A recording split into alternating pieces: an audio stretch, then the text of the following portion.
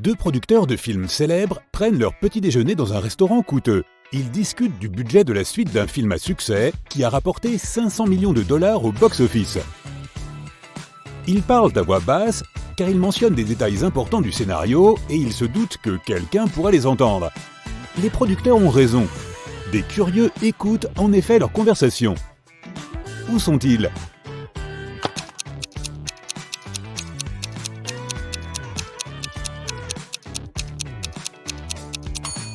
Il y a un type à la table d'à côté qui tient un magazine à l'envers. De toute évidence, il ne le lit pas. La fille là-bas est une journaliste.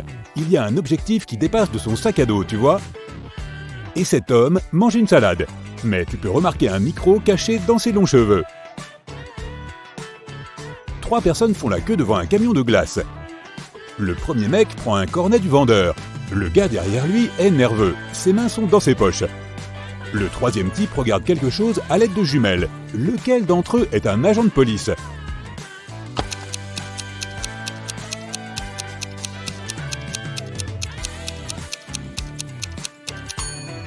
Regarde le premier gars. Il a un talkie-walkie dans sa poche. Un motard voyage sur une route de campagne lorsqu'il entend soudain un cri. Une femme appelle à l'aide.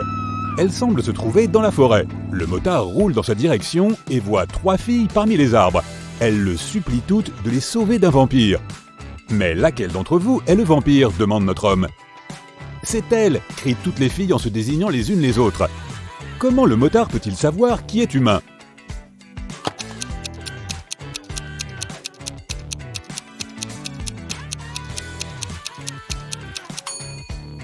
Il y a 2 rétroviseurs latéraux sur la moto. Le motard doit tourner le guidon et vérifier quelle fille s'y reflète.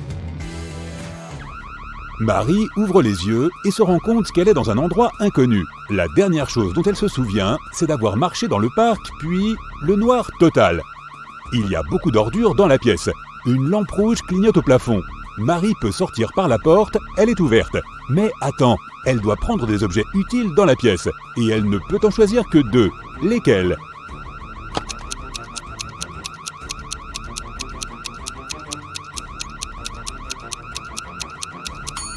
Marie a besoin d'un équipement de plongée et d'un masque. Regarde la petite fenêtre. Des poissons passent à la nage. Marie se trouve sous l'eau. Il y a 4 détenus dans cette cellule de prison et ils ont tous l'air assez endurcis. Enfin, tous, sauf un. Il y a un nouveau venu ici. Peux-tu deviner qui c'est ?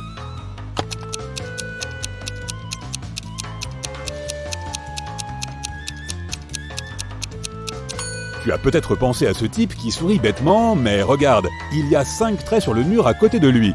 Il est en prison depuis un bon bout de temps déjà. Le nouveau se trouve en face de lui, celui sans aucun trait. Alex retourne à son appartement du dernier étage après une séance d'entraînement à la salle de sport. Pendant qu'il déjeune, des employés du service des eaux viennent frapper à sa porte. Ils disent que le plafond de l'appartement d'Alex est sur le point de s'effondrer parce que ses voisins ont oublié de fermer un robinet et qu'ils inondent maintenant le bâtiment.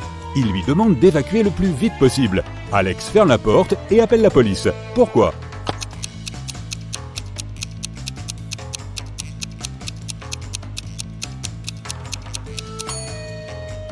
Il vit au dernier étage. Personne ne peut l'inonder.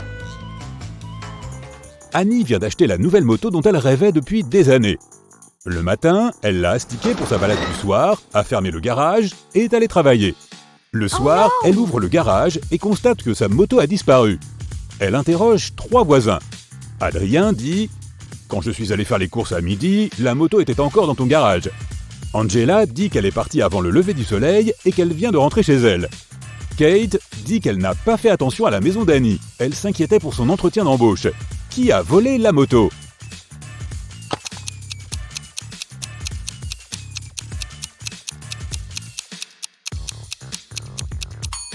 C'est Adrien. Il a dit qu'il avait vu la moto dans le garage. Mais cela ne peut pas être vrai puisqu'il était fermé. Un grand bal a été organisé en l'honneur de l'anniversaire de Madame Parson et la moitié de la ville a été conviée. Soudain, les lumières de tout le bâtiment s'éteignent pendant quelques minutes. Lorsque les lumières se rallument, les magnifiques boucles d'oreilles en diamant de Madame Parson ont disparu. La principale suspecte est sa cousine éloignée Sylvia. Mais la jeune fille dit qu'elle était dans la salle de bain en train de se maquiller. Elle n'a même pas remarqué que les lumières s'étaient éteintes car elle était occupée. Qui ment, Madame Parson ou Sylvia?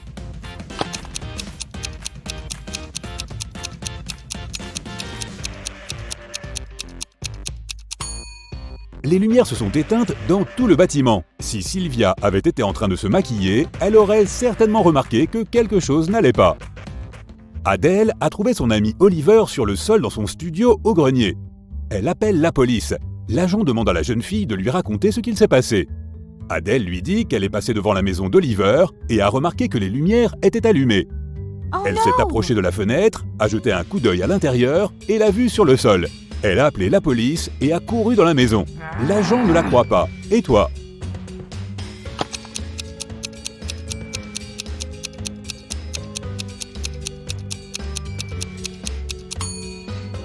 Non, ça ne sonne pas juste. Oliver était dans le grenier. Adèle n'aurait pas pu le voir par la fenêtre. Un soir pluvieux, Marthe rentre chez elle et découvre que quelqu'un a mangé sa barre chocolatée. Elle demande à ses frères et sœurs qui a fait le coup. Laura répond qu'elle étudiait dans sa chambre et qu'elle ne mange même pas de sucreries. Ashley dit qu'elle ne mangerait jamais le chocolat de quelqu'un d'autre. Luna dit qu'elle est sortie arroser les plantes dans le jardin. Elle vient tout juste de rentrer à la maison. Qui ment?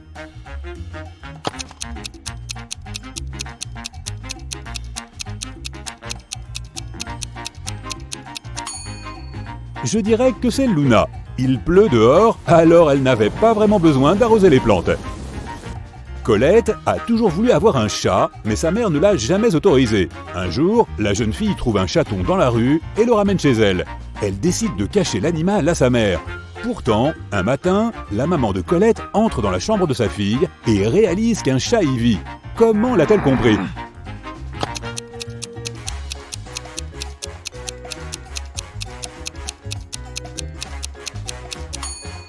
Colette porte un short et elle a des éraflures sur les jambes. Jenny est enfermée dans une pièce avec 15 autres personnes. Chacune d'entre elles peut voir toutes les pièces et toutes les personnes à l'intérieur sans tourner la tête ou le corps, ni bouger d'une quelconque autre manière. Pour sortir de la pièce, Jenny doit placer une pomme de façon à ce que toutes les personnes sauf une puissent la voir. La fille est parvenue à le faire, mais comment?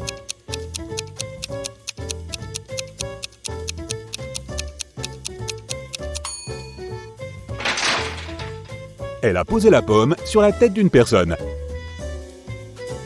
Un vieux marin a remonté un coffre au trésor du fond des mers. Dès qu'il a pris une pièce d'or, un pirate est apparu devant lui. « Comment oses-tu toucher à mes trésors ?» gronde le pirate. « Tu es condamné à passer la moitié de ta vie en mer et l'autre moitié sur terre. » Le marin est vieux et il ne sait pas combien de temps il lui reste à vivre.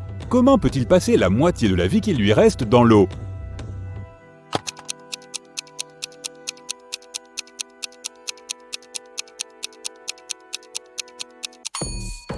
Il peut le faire s'il passe un jour sur deux en mer et l'autre sur terre.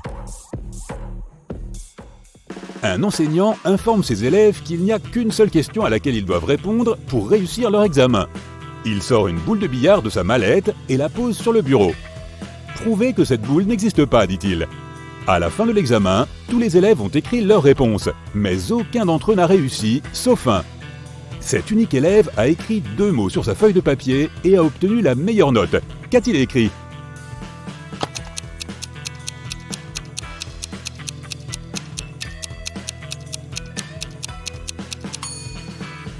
Quelle boule? Tu te promènes dans une forêt sombre et tu remarques une porte. Elle trône juste là, toute seule. Tu l'ouvres, fais un pas et tu te retrouves dans un merveilleux monde rose bonbon. Il y a des rivières roses et des arbres roses. Tu vois une maison rose à un étage et tu entres à l'intérieur. Tous les meubles sont roses. Un chat rose se balade en miaulant.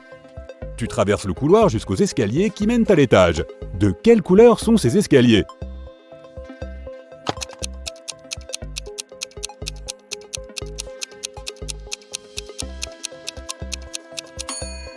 Il n'y a pas d'escalier dans la maison. C'est un bâtiment d'un étage, tu te souviens?